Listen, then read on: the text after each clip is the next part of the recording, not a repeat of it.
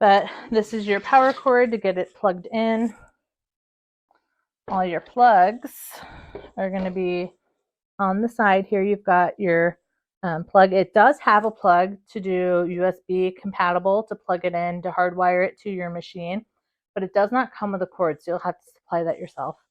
And then you have the power button.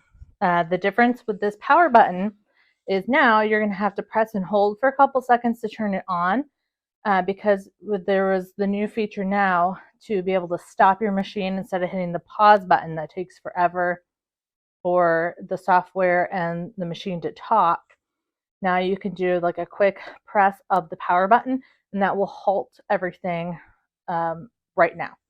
So that's going to be the difference when you have to press and hold to power on your machine, press and hold to power off. But it's a nice sleek design, and it is quieter than all the other machines, and we'll do a test on that here later.